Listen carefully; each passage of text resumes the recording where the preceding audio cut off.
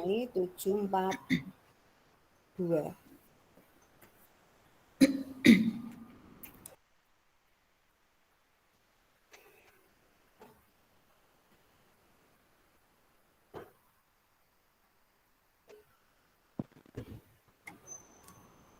Kita mulai ya. Bismillahirrahmanirrahim. Assalamualaikum warahmatullahi wabarakatuh, anak-anak sekalian. Waalaikumsalam warahmatullahi wabarakatuh. Rizky. Pagi, gimana kabarnya? Iya, selamat pagi. Alhamdulillah baik, Bu. Alhamdulillah. Udah siap belajar kimia hari ini? Siap, Bu. Siap. Mantap. Oke, sebelum kita mulai pelajaran hari ini, mari kita berdoa terlebih dahulu agar diberikan kelancaran dalam belajar kimia ya. Untuk ketua kelas kita, Kak Fauzi, silahkan untuk memimpin doa.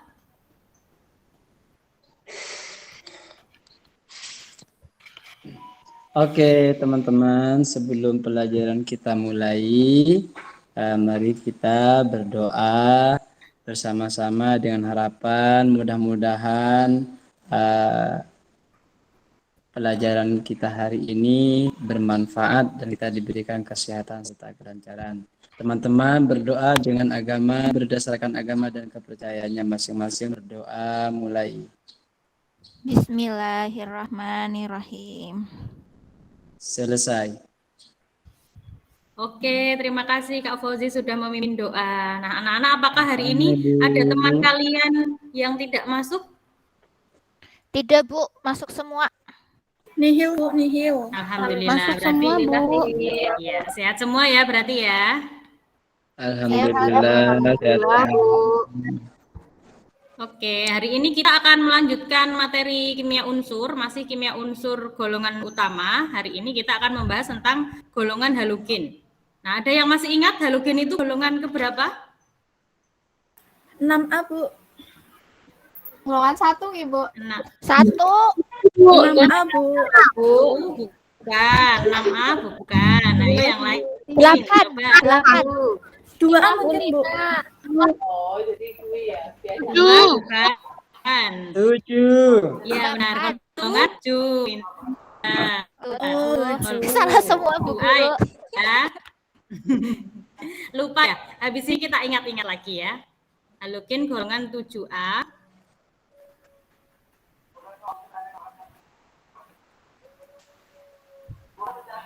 Ini Bu Guru share screen apakah sudah terlihat? Belum, Bu. Belum, Bu. Belum, suruh ulangi bentar ya.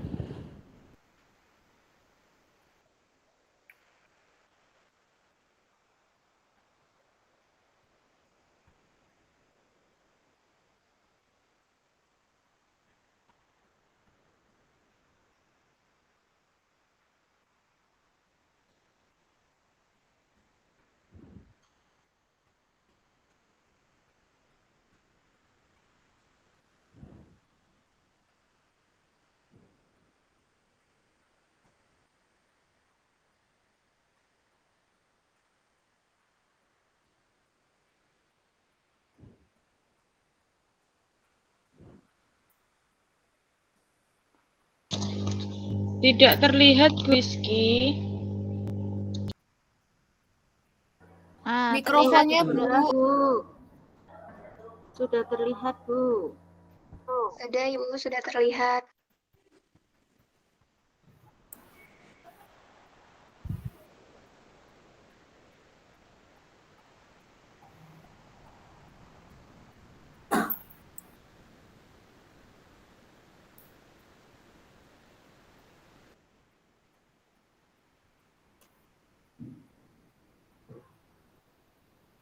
Oh, lupa belum di-unmute ternyata. Tadi halogen tadi golongan 7A ya anak-anak ya.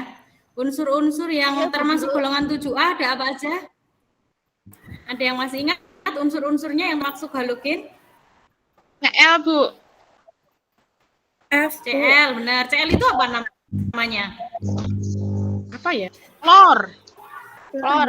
Klor, pintar. Selain klor ada apa lagi? BR. Bank BRI, Bu.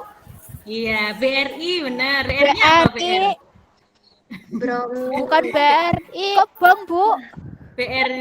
BR dan I ya. Oh, BR dan R-nya apa I. namanya? Bro. Benar. Kalau I apa I?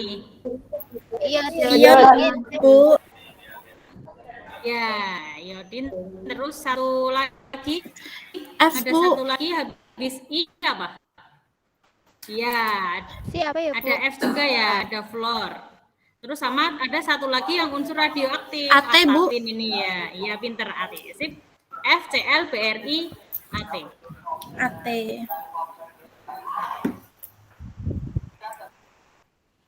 Nah, hari ini kita akan belajar tentang halogen. Jadi tujuan belajar kita hari ini biar kita tahu kelimpahan unsur halogen di alam itu seperti apa. Kemudian menganalisis sifat fisik unsur halogen. Jadi sifat-sifatnya halogen itu bagaimana. Kemudian menganalisis sifat kimia unsur halogen berdasarkan reaksinya dengan senyawa lain. Gitu ya. Nah, ternyata anak-anak, unsur-unsur halogen ini banyak sekali manfaatnya di kehidupan kita sehari-hari. Nah, salah satu contohnya ini bisa disimak di uraian ini. Nah, gambar apa ini kira-kira? Kolam renang, Bu. Kolam renang. Iya, Bu. pintar, kolam renang. Sip. Ya, kolam renang, apalagi kalau kolam renang umum biasanya biar dikasih apa? Dikasih apa ya? Favorit. Iya, kaporit kayaknya, Bu. Iya. Iya, benar dikasih kaporit. Nah, kaporit ini itu mengandung unsur halogen yaitu klor. Jadi rumus kimianya kaporit itu CaOCl2. Jadi salah satu unsur halogen yaitu klor. Fungsinya apa sih kaporit? Kok harus dikasih kaporit itu kenapa? Disinfektan. Biar bersih, Bu. Iya, pintar, biar bersih. Sebagai desinfektan ya, biar tidak ada kumannya. Jadi yang berenang di situ nggak terkena penyakit menular gitu ya. Sip, benar sekali. Nah, penggunaan kaporit ini ternyata harus diperhatikan jumlahnya. Jumlah pemakaiannya harus diperhatikan. Ada yang tahu kenapa? Kalau kebanyakan bau ya, Bu. Iya, benar, bau Kebanyakan- kaporit ya. Kalau Bikin gatal kebanyakan juga, Bu. matanya perih. Iya, benar, Iritasi. bikin gatal, mata perih, iritasi, pintar. Kalau kesedikitan gimana? Ya, Nanti kumannya nggak mati, Bu. itu. Iya benar, Iya, Bu. Tuh. pintar. Nanti kumannya nggak mati. Jadi kalau kebanyakan nanti ada dampak ke kesehatan kita ya. Kalau kesedikitan juga nggak bagus karena nanti kumannya jadi nggak mati. Ya, betul semua jawabannya. Nah, setelah membaca ini, wacana ini tentang kaporit tadi, kira-kira pertanyaan yang muncul di pikiran kalian apa? Bu, kenapa ya yang digunakan itu klorin, nggak unsur F yang lain? Iya, bagus sekali pertanyaannya. Kenapa kok yang dipakai klorin bukan unsur halogen yang lain gitu ya? Ada lagi yang lain? Kalau untuk menentukan jumlah kaporit yang ada di kolam gimana, Bu? Ya, bagus juga nih pertanyaannya. Menentukan jumlah kaporit yang harusnya ada di kolam itu gimana caranya? Ya, bagus sekali Mbak Uswatun. Ada lagi? Itu Bu, jumlah kaporit yang aman itu apa gimana namanya? Itu berapa gitu loh, Bu? Ya, kadarnya yang aman untuk di kolam Iya, renang berapa gitu ya? kadarnya maksudnya. Oke, sip, Maaf, Bu, bagus. belibet. Nggak apa-apa. Nah, nanti pertanyaan-pertanyaan ini itu sebagai rumusan masalah kalian nanti dituliskan juga di LKPD yang udah kemarin udah Bu Guru share ya anak-anak ya. Bu, Ya.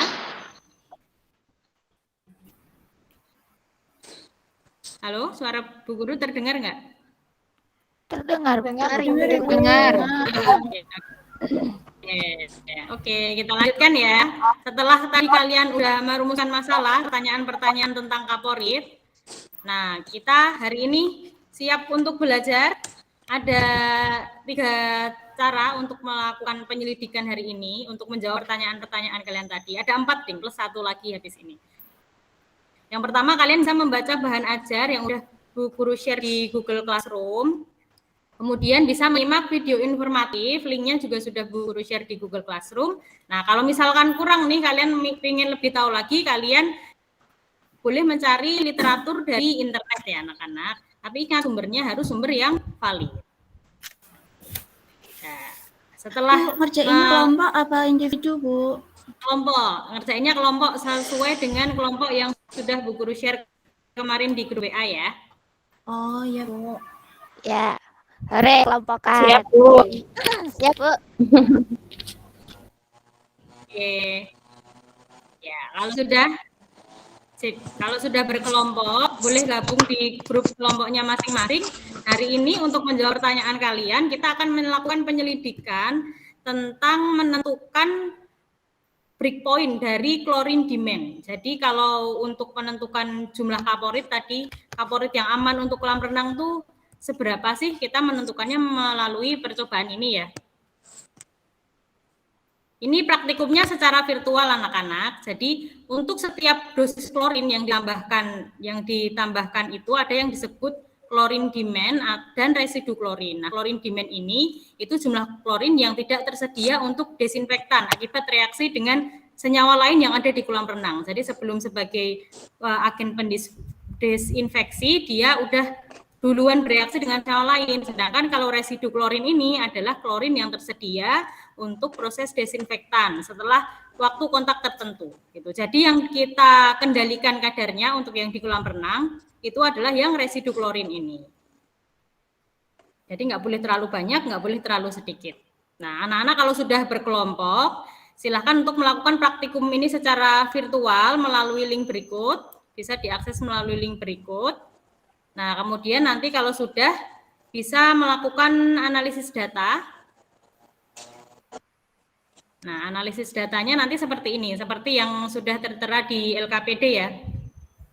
Jadi ceritanya praktikum ini kita akan menentukan residu klorin dari sebuah sampel air dari kolam renang. Pakainya titrasi iodometri. Kalian kan kelas 11 sudah belajar titrasi. Jadi nanti penitrasinya menggunakan larutan iodida yang juga merupakan salah satu unsur halogen. Nah, nanti volume titrasinya itu bisa dicatat di sebelah sini. Volume titrasinya dicatat di sebelah sini. Kemudian untuk residunya nanti ditentukan pakai rumus yang di sebelah kanan ini. Nanti juga dituliskan di sebelah sini. Kalau sudah ketemu residu klorinnya, nanti dibuat kurva. Dibuat kurva dosis klorin yang sebelah sini, sebelah kiri ini terhadap residu klorin ya. Dosis klorinnya sumbu X, residu klorinnya sumbu Y. Kemudian nanti bisa ketahuan breakpoint-nya berapa. Jadi nanti kita bisa menentukan breakpoint dari kebutuhan klorin. Breakpoint itu nanti adalah titik yang nyeleneh sendiri gitu ya. Gampangnya yang nyeleneh sendiri. Enggak teratur daripada titik yang lainnya. Nanti kelihatan kok dari kurvanya. Nah, kalau udah menentukan kurva, menentukan breakpoint, lalu menentukan residu. Pas di titik breakpoint itu, nanti residu klorinnya berapa, itu berarti residu klorin yang ada pada sampel. Kemudian setelah itu, kita bisa menentukan kandungan kaporit dalam sampel ini udah memenuhi standar atau belum. Lalu setelah itu, untuk pengembangannya, anak-anak bisa mengaitkan penyelidikan ini dengan sifat-sifat unsur halogen. Itu kan tadi udah ada klor, ada ion iodida yang termasuk unsur halogen, nanti bisa dikaitkan sesuai dengan yang ada di LKPD. Sampai sini ada yang mau ditanyakan dulu anak-anak? Belum, Bu. Oke, kalau belum, ya siap. Kalau belum, selamat berdiskusi dan berkolaborasi. Nanti jika ada yang mau ditanyakan bisa disampaikan ke Bu Guru ya. Nanti jika sudah selesai, bisa langsung disubmit di Google Classroom. Nanti Bu Guru tayangkan untuk kita evaluasi bersama. Ibu. Siap, Bu.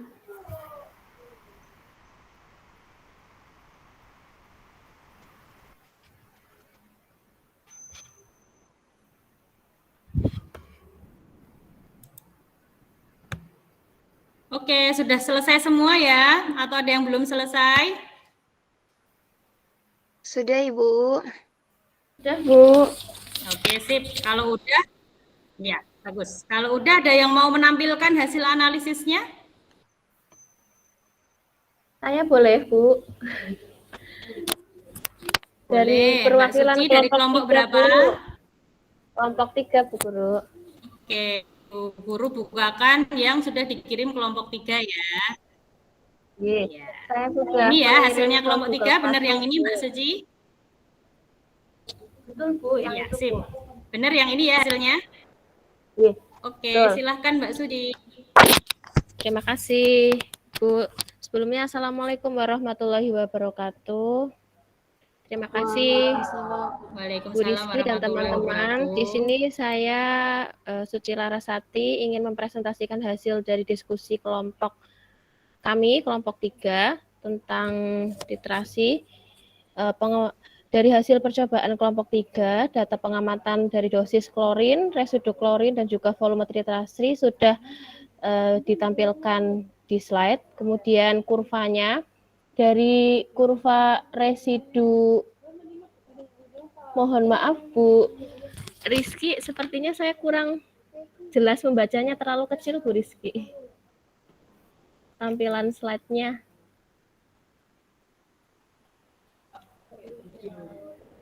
Oke, ini untuk grafik hasil percobaan kami dari sumbu X-nya yaitu dosis klorin dan sumbu Y-nya adalah residu klorin. Kemudian berdasarkan hasil kurva dosis klorin dalam sampel air terhadap residu klorin dalam sampel air dapat ditentukan breakpoint-nya, breakpoint klorin dalam air yaitu 4,5 mg per liter dan residu klorin dalam air adalah 2.299 mg per liter. Kemudian selanjutnya, untuk pertanyaan, tentukan kadar residu klorin yang diperbolehkan dalam air kolam renang. Menurut Peraturan Menteri Kesehatan Republik Indonesia tahun 2017, kadar residu klorin yang diperbolehkan dalam air kolam renang adalah 1 sampai 1,5 mg per liter. Kemudian untuk pertanyaan yang nomor 2, simpulkan apakah kadar residu klorin dalam sampel aman digunakan di dalam kolam renang atau tidak. Dari hasil analisis kami, kadar residu klorin dalam sampel adalah 2,299 mg per liter sehingga tidak aman digunakan karena melebihi batas kadar residu klorin yang diperbolehkan untuk kolam renang. Kemudian, analisis reaksi yang terjadi pada klorin ketika dilakukan titrasi iodometri. Reaksinya didapatkan 2-imin ditambah Cl2 menghasilkan I2 plus 2 Cl-min. Klorin bertindak sebagai oksidator, sedangkan ion halida bertindak sebagai reduktor. Pertanyaan yang selanjutnya, bagaimana urutan kekuatan oksidator dalam halogen? Dari hasil analisis kami, ditemukan bahwa kekuatan oksidator dalam halogen yaitu terbesar kekuatan oksidator dalam unsur halogen yaitu dimiliki oleh F, kemudian disusul Cl, Br, kemudian I. Oksidator yang lebih kuat dapat mendesak atau bereaksi dengan ion halida yang memiliki daya oksidasi yang lebih rendah. Kemudian dilihat dari sifat unsur halogen, tentukan kereaktifan unsur halogen. Hasil analisis dari kelompok kami, halogen memiliki energi ionisasi besar sehingga sukar melepas elektron membentuk ion positif. Kemudian halogen memiliki elektron valensi 1 sehingga cenderung menangkap 1 elektron membentuk ion negatif. Kemudian berdasarkan keelektronegatifan halogen, maka urutan kereaktifannya adalah F, Cl, Br, dan juga I. Untuk pertanyaan yang terakhir, mengapa klorin yang digunakan sebagai desinfektan? Apakah unsur halogen yang lain juga bisa digunakan? Hasil dari analisis kelompok kami, berdasarkan kajian literatur yang sudah kami pelajari, bahwa fluorin tidak dapat digunakan sebagai desinfektan karena terlalu reaktif. Klorin, bromin, dan iodin dapat digunakan sebagai desinfektan. Penggunaan klorin lebih umum karena klorin memiliki kelimpahan yang lebih besar sehingga mudah didapat dan harganya lebih murah. Demikian Bu Rizky presentasi dari saya perwakilan dari kelompok 3. Mohon masukan dari Ibu dan juga teman-teman semuanya. Terima kasih. Sekian. Wassalamualaikum warahmatullahi wabarakatuh. Waalaikumsalam. Waalaikumsalam warahmatullahi wabarakatuh. Oke sih, hebat sekali ya presentasi dari kelompok 3. Kita berikan aplaus dulu untuk kelompok 3. Oke, keren sekali. Nah, sekarang untuk kelompok yang lain, adakah yang hasilnya berbeda dengan kelompok 3? Punya kami sama, Bu, hasilnya. Oke, sama semua ya ini ya. Kalau sama atau mungkin ada yang mau ditanyakan dulu? Saya tidak, Bu Guru. Sejauh Oke. ini cukup paham. Oke, sip. Alhamdulillah. Kalau begitu, kalau sudah paham, tidak ada yang ditanyakan, mari kita simpulkan bersama. Mari kita simpulkan bersama apa yang sudah kita pelajari hari ini. Kira-kira apa yang sudah kita pelajari hari ini? Yang pertama. Halogen, Bu. Ya, kita belajar Unsur tentang halogen. halogen. Ya, terus selain itu? Kandungan klorin pada kolam renang ya, Bu? Ya, benar. Cara menentukan kandungan klorin dalam kolam renang. Pakai metode? Pakai titrasi iodometri, Bu. Ya, pintar. Pakai titrasi iodometri. Kemudian ada lagi, apa lagi yang kita pelajari hari ini? Sehingga tadi residu klorin yang aman untuk kolam renang antara 1 sampai 1,5 mg per liter, Bu. Iya, pintar sekali Mbak Eka. Untuk residu klorin yang aman itu kadarnya antara 1 sampai 1,5 mg per liter. Jadi kalau lebih dari itu nanti dampaknya bisa ke kesehatan kita ya, iritasi kulit, iritasi mata, seperti itu. Tapi kalau kurang dari itu nanti proses desinfektannya jadi kurang maksimal. Jadi rentangnya yang pas itu dari 1 sampai 1,5 mg per liter. Pintar. Ada lagi yang lain? Saya Ibu. Ya, silakan Mbak Rizka. Unsur halogen yang bisa mendesak unsur halida adalah yang daya oksidasinya lebih besar, Bu. Iya, pintar. Unsur halogen yang bisa mendesak unsur halida yang daya oksidasinya lebih besar. Jadi kenapa ketika titrasi klorinnya dari sampel itu bisa bereaksi sama ion iodida sebagai penitrasinya ya. Oke, sip. Ada lagi mungkin? Ada, Bu, satu. Urutan kereaktifan halogen gimana? itu, Bu.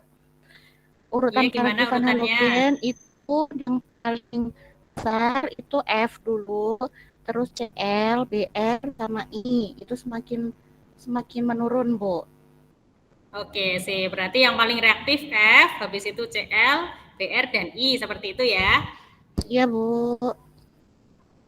Ya, oke. Hebat-hebat semua ini anak-anak. Kita hari ini sudah selesai membahas tentang unsur-unsur pada golongan halogen. Untuk pertemuan selanjutnya, nanti kita lanjutkan lagi membahas tentang masih unsur-unsur halogen, tapi tentang proses pembuatan dan manfaatnya. Kalau begitu, kita akhiri pelajaran kimia hari ini ya. Mohon maaf jika Bu Guru ada kesalahan. Terima kasih sudah mengikuti pelajaran kimia dengan baik dan penuh semangat. Sekian, wassalamualaikum warahmatullahi wabarakatuh. Waalaikumsalam warahmatullahi wabarakatuh.